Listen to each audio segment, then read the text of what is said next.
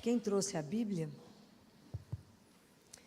Então, abre em Mateus, né?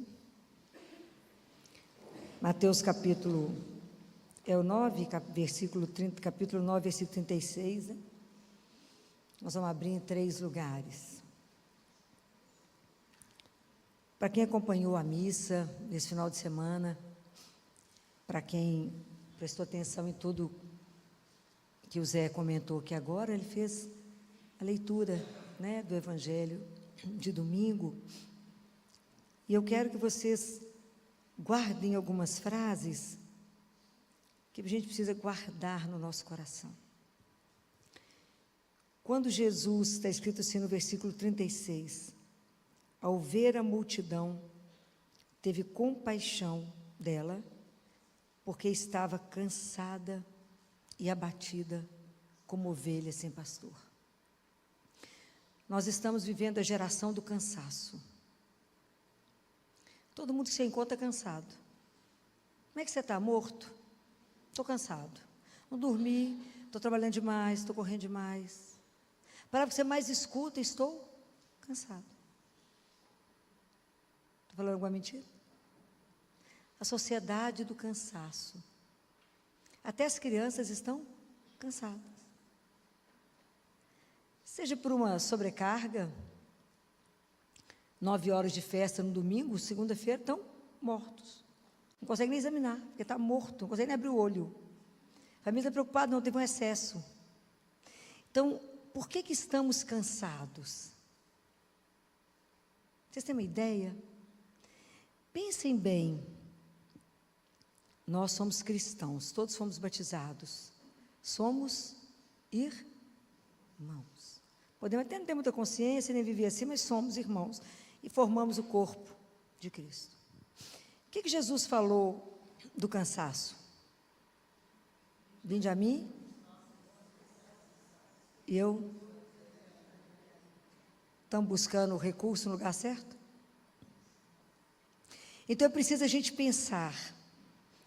A nossa caminhada espiritual, a consciência que nós somos peregrinos, viemos dele, né? Viemos do amor e voltamos para o amor, nós temos um caminho. E nesse processo, desde o momento que eu fui batizada, fiz a primeira Eucaristia, fui crismada, nós temos um caminho de conversão. Então eu preciso entender, de verdade, olhar para mim e falar, o que está me desvitalizando? O que está tirando a sua energia espiritual? Por que você está sem, aquele povo está abatido? Por que se você é filho de Deus, está batizado, tem todos os sacramentos na mão, inclusive a Eucaristia, inclusive a adoração ao Santíssimo, por que você está sem forças e abatido? Está vendo que é para pensar? Fico imaginando o olhar, né? Uma das coisas que eu tenho vontade de ver é o olhar de Jesus. Quando ele olhou para aquela multidão, fico imaginando que se ele olhasse para nós hoje, falar, tudo acabado. Não fisicamente estão lindos, mas na alma. Por que abatido? Então vamos pensar nisso. Será que eu sou desvitalizada interiormente porque eu não confio no amor de Deus? Eu não confio que de verdade eu sou a filha única, o filho único, e que o olhar dele está sobre mim. 24 horas. Até enquanto eu durmo, ele toma conta do meu sono. Afinal, não acredito de jeito nenhum. Será que dentro de mim carrego tanta mágoa, uma ausência de perdão, que não me deixa caminhar? Aonde está o problema na sua vida? O que você perdeu? Às vezes eu perdi meu primeiro amor, que é Jesus. Que eu estou falando do primeiro amor é Ele. Daquela paixão de quando a gente o descobre, se apaixona. E eu vou levando a minha vida espiritual igual uma tralha. E entre tantas coisas que eu sou, então, o que você é? Eu sou casada, eu sou professora, eu sou advogada, eu sou arquiteta. Entre tantas coisas que você é, você fala, não, também sou católica. Mas o que significa isso? O que isso muda? O que isso impacta na sua vida? Compreendem? Porque enquanto eu não entender aonde está o problema, que eu estou adoecendo do ponto de vista espiritual, eu não tenho a cura. Porque eu não busco nem no lugar certo. Então, às vezes eu não confio em Jesus de jeito nenhum. Eu confio, mas eu não confio. Eu leio essa palavra de Deus, mas ela não é para mim. Essa multidão abatida não era eu. Cansada não era eu. Aí eu fico vendo hoje, né? Eu fico vendo os pais em exaustão no consultório, correndo loucamente. Os dois trabalhos não se encontram. Porque são motoristas, né? Assim, busca menino, leva menino, corre para lá, corre para cá. É uma agenda das crianças para cumprir, que eu já estou cansada para eles, tanta confusão. Aí você olha para todo mundo exausto. Eu não vejo mais prazer em sentar à mesa. É tudo, olha as horas, só correndo, olha os coitadinhos, me tudo estressado. Vocês acham que eu estou brincando? Os meninos de 6 anos hoje tomam Ciodoro, para diminuir a ansiedade. 6 anos. Eu nunca vi isso, porque a gente brincava de boneca, né? Eu não consigo compreender. Aí eu vejo todo mundo correndo e as famílias entristecidas. Eu não vejo alegria em ter os filhos, em congregar, estar juntos. É tudo com pressa, é tudo correndo. E aí o pessoal fala, não, eu estou morto, estou cansado. De quê? Correu para quê? Para onde? O que é que nós queremos com a nossa vida? Guarda uma coisa que eu vou dizer para vocês, que eu falo isso muito lá no CTI. Os dias sem alegria, sem uma gargalhada, são dias sem memória. Pare e pensa o quão pouco você está rindo. De verdade. Aquela alegria por nada, do fundo da alma. Aquela alegria que é a assinatura de Deus dentro de nós. Então eu acho que a gente faz tudo correndo, a gente reza correndo, faz tudo correndo, beija correndo, fala com o marido correndo, tudo é rápido, porque eu tenho pressa, pouco tempo para dormir. Então a gente entra na igreja e sai da igreja do mesmo jeito. Não dá tempo nem de Jesus chegar perto, porque nós já vamos embora correndo, porque está com pressa, para nada. Então, quando a gente pensa no projeto inicial de Deus, o projeto inicial era assim. Lá em Êxodo, nós lemos na missa, domingo. A primeira leitura de Êxodo, vocês imaginam, o povo acampou de perto da montanha e Moisés só para conversar com Deus. Gente, isso é uma coisa surreal, né? Isso me deixa extasiada. Aí sobe Moisés. Deus orienta e fala, Moisés, olha, vocês viram o que eu fiz, porque eu carreguei vocês como sobre as asas de águia. Vocês cantaram aqui. E trouxe vocês até a mim. Então, agora se ouvirdes a minha voz e guardardes a minha aliança, sereis para mim uma propriedade peculiar entre todos os povos, porque a terra é minha, toda a terra é minha. Vós sereis para mim um reino de sacerdotes, uma nação santa. Santo quer dizer separado. Então ele pegou a gente e separou, ok? Isso é ser santo. Ele pegou e separou. E vocês serão para mim um reino, misericórdia, um reino de sacerdotes. Então aqui Deus fez se eu tiver que traduzir esse evangelho numa palavra, qual que é a palavra? Deus fez o quê com o povo? Uma aliança. Ok? Muito obrigada. Deus fez uma aliança. E aí, a gente, no evangelho, na primeira carta dos Coríntios, carta aos Romanos, no capítulo 5, a gente vai entender por que ele fez isso. Paulo falou. Por que ele fez isso? Por causa do amor.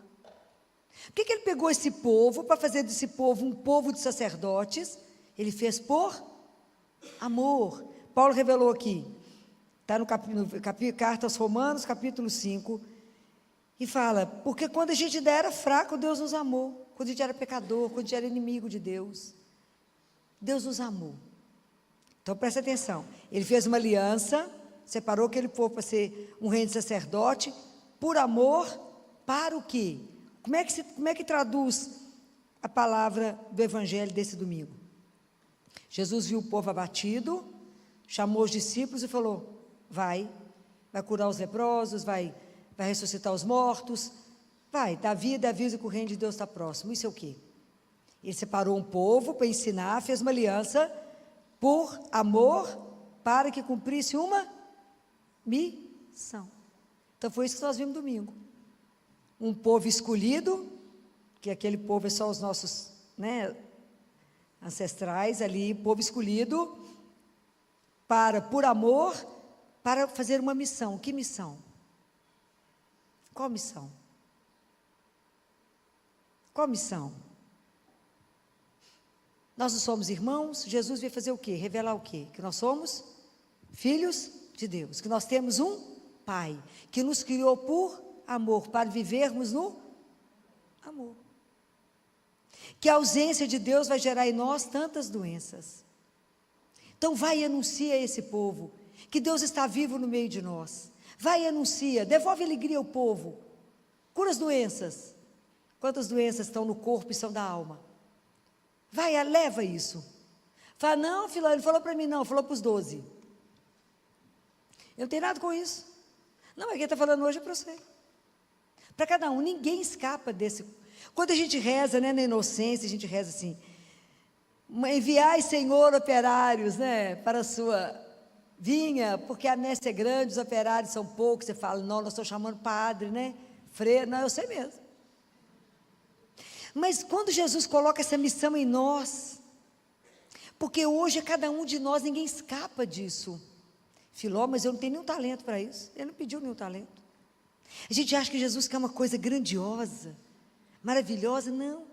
Ele quer você dentro da sua casa, dentro do seu trabalho, aonde você estiver, vivendo como cristão, dando testemunho de que crê em Deus. Isso hoje em dia não é brincadeira. Anunciar Deus com a sua vida. A fé verdadeira é aquela que não contradiz pelos meus atos o que eu falo. Ok? Então eu não posso falar que creio em Deus e ter uma atitude de desespero. Ou eu creio em quem? Em Deus. Então eu não posso, a minha fé, ela tem que sustentar a minha vida. Compreende como é que eu tenho que passar por um processo de conversão? Então por que eu preciso me ver e falar, por que eu estou desvitalizada? Por que eu não consigo anunciar Jesus, se eu não consigo falar dele, pela minha vida? Por que eu não consigo ser dócil? Por que eu não consigo ser gentil? Por que eu não consigo ser generosa? Por que a fofoca me atrai tanto? E eu fico louca para falar dos outros. Nó, passou uma fulana, achei a roupa horrorosa. Estou louca para falar com alguém, que a roupa dela está horrível. Não consigo guardar a língua. E São Tiago fala, o dia que a gente aprender a frear a língua, nós salvamos o corpo. Nós não conseguimos. Não conseguimos não julgar. Não conseguimos não condenar. E ele pediu para fazer isso no Evangelho. E se a gente, na verdade, nos mandamentos de Deus, se a gente quebra um, nós quebramos os 10.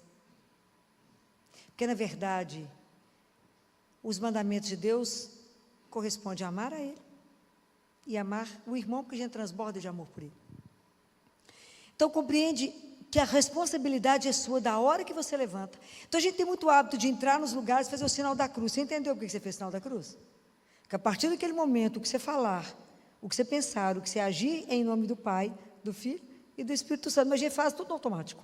A gente não está fazendo o sinal da cruz, não presta atenção não. Mas é em nome dele. A gente deveria começar as reuniões e falar assim, que Deus inspire os nossos pensamentos e nos dê a graça de cumprir. Porque até para pensar, ter um pensamento bom, nós dependemos de Deus. Então, quando eu sou ofendido, quando alguém me magoa, me ofende, como é que eu dou um testemunho? Não matando, né? Não falando mal, não vingando, que a gente fica assim, mas você vai ver o que eu vou fazer na próxima. Não é assim? A gente é traído, quer trair. Alguém fez alguma coisa, eu falo, vou dar o troco. É isso que ele ensinou? Não. Dar testemunho de Deus, de que a gente é cristão, que a gente é cidadão do céu, que está aqui de passagem, não é uma brincadeira. Mas para que eu possa fazer isso, a minha vida tem que estar fundamentada em 4 coisas. Quais são?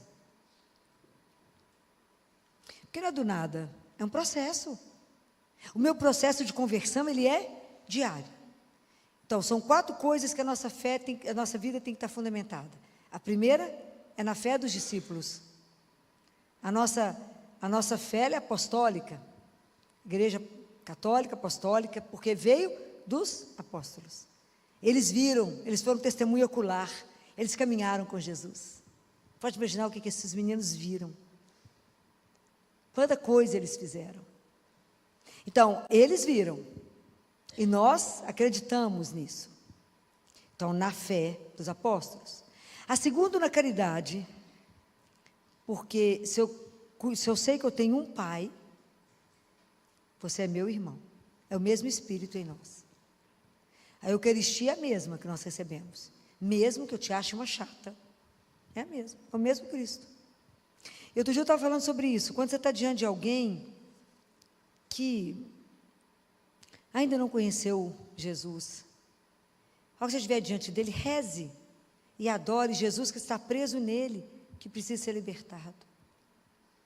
Olhando para ele, fala: Jesus, eu quero rezar para que o Senhor consiga ser libertado dentro dele, que o Senhor está aí dentro.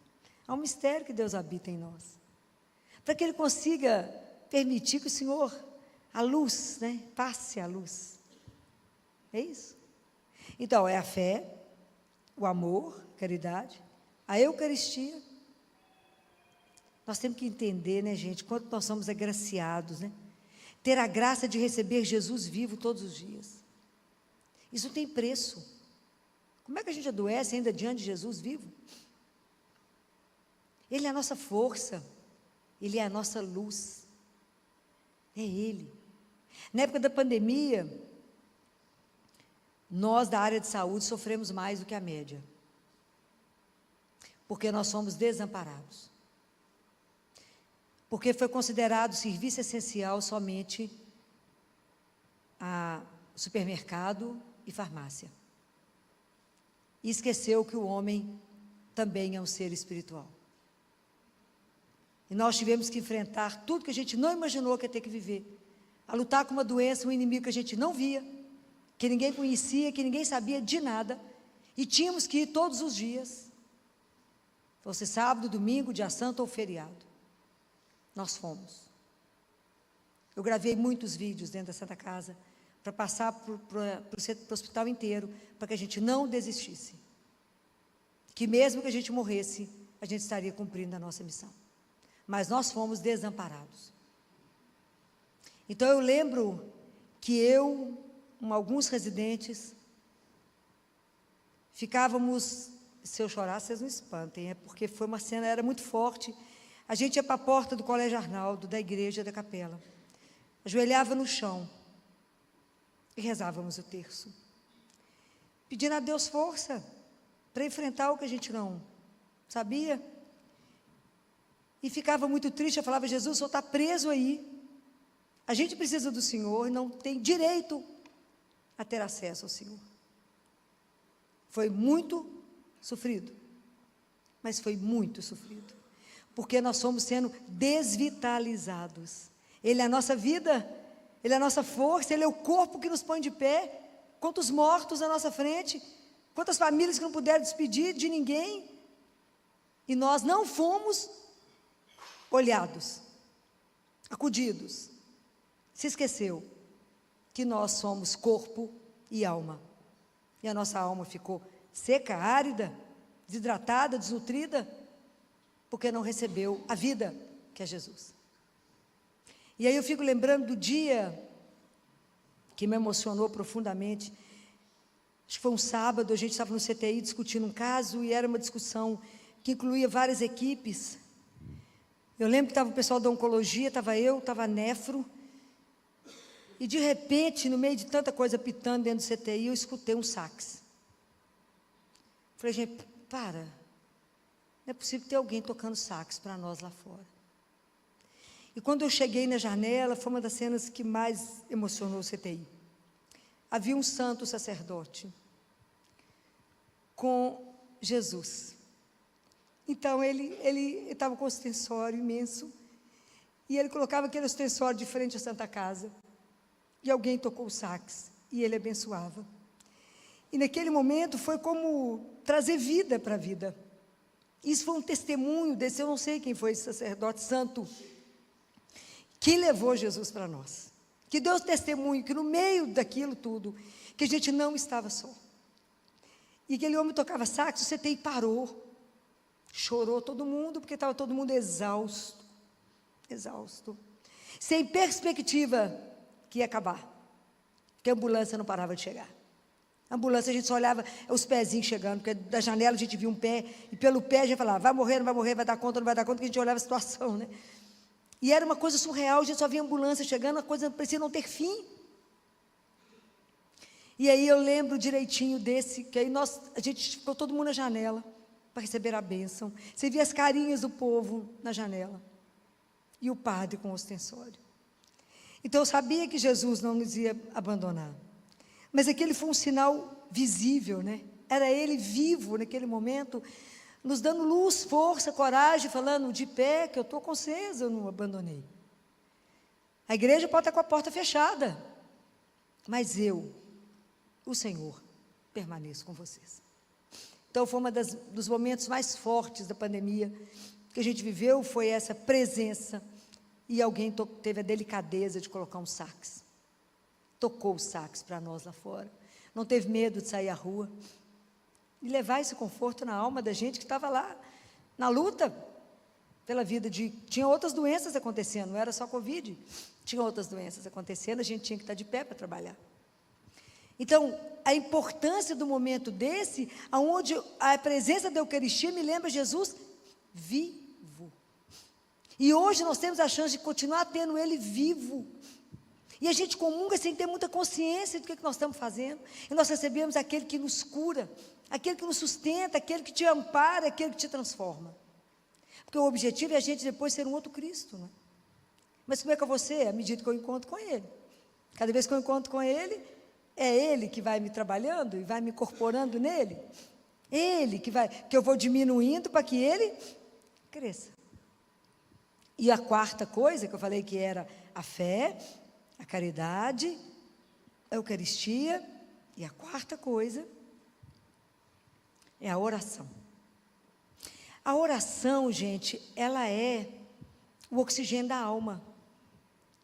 Se vocês não rezarem todos os dias, é igual não comer todos os dias. A alma perde força. Como é que alimenta a nossa alma? Com a oração. Eu tenho que pegar a palavra, eu tenho que ler, tenho que guardar essa palavra, que ela é meu alimento, e eu tenho que falar com Jesus e calar. Quando vocês receberem a Eucaristia, Jesus faz essa queixa. Ele fala assim, quando você recebe uma visita na sua casa, importante, você coloca ela sentada, você vai para a janela ver quem está passando? Você concentra na visita, não é? As pessoas recebem a Eucaristia e ficam de olho quem está comungando, olhando o resto. Eu não falei com vocês outro dia sobre o silêncio dos olhos. Fecha os olhos na hora de rezar, concentra naquele que você está falando. Fechar o silêncio do ouvido, lembra? E eu tenho pedido demais, as igrejas estão muito barulhentas. Nós estamos na casa do nosso Pai. A gente está perdendo a consciência do sagrado. A gente tem que ter reverência. Temos que entrar na casa dele, a casa é dele. Quer conversar? É maravilhoso encontrar com os amigos e conversar lá fora. Aqui dentro, não. Aqui dentro, não. E a gente precisa aprender a respeitar o outro quando está rezando. Porque às vezes eu estou rezando, o povo chega e fala assim, você está rezando, né? Estou. Mas atrapalha a si mesmo. Acredita que eu estou diante de um Deus vivo? Não. Não crê. Porque para mim, para que Deus esteja presente, vivo, eu diante de alguém vivo, eu tenho que estar vivo diante dele, e presente diante dele. É uma relação, gente, a confiança não é numa ideia, é numa pessoa. A minha fé não é numa ideia, é numa pessoa. Jesus está vivo no meio de nós. Se eu não me sustentar nisso, como é que eu vou dar testemunho? Não dou, pois nem eu estou dando conta de mim. Eu preciso falar para mim mesmo, eu estou precisando de força para mim, como é que eu vou ajudar o outro? Não vou. Então Jesus conta com cada um de nós e não tem como a gente escapar. Mas isso é necessário que a gente esteja de verdade empenhado na nossa vida espiritual. A vida espiritual é uma coisa séria, isso não é uma brincadeira. Não deixe para descobrir isso na hora da morte. Descubra agora, que a gente caminha com Ele, Ele é aquele que é o nosso, Ele falou, eu caminharei com vocês como companheiro de caminhada para a eternidade. E se o fardo estiver pesado, eu carrego para você? Existe uma doçura igual a essa? Não, não existe. Não existe.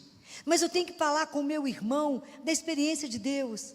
Eu encontro as pessoas aflitas, angustiadas, agoniadas, e falo com ela, eu tenho um tratamento para você? Tem. É Jesus. Vejo o povo aflito, agitado, nervoso. Falo, para, meu filho, por que você está assim? Estou angustiado, não sei que decisão tomar, Filó. Falei, mas tem uma pessoa que sabe. De graça, por enquanto ele é de graça. Por enquanto não tem fila, porque as pessoas ainda não acreditam que ele está vivo. Mas vai no Santíssimo e fala com ele. Fala, Jesus, eu preciso tomar uma decisão. O Senhor me ajuda? E às vezes quando você fala da palavra de Deus e fala o nome dele, as pessoas já começam até, às vezes chora, porque tinha esquecido. Chora porque sabe que é real. E fala, como que eu posso esquecer dele? E ele fará. E ele faz, e é maravilhoso a gente testemunhar que Deus faz. Que eu peço, Jesus me orienta, e Ele orienta. Que decisão eu tomo? E Ele mostra. Então, se vocês não viverem isso na vida de vocês, vocês vão passar o quê? Que cristão nós somos? Essa é a messe.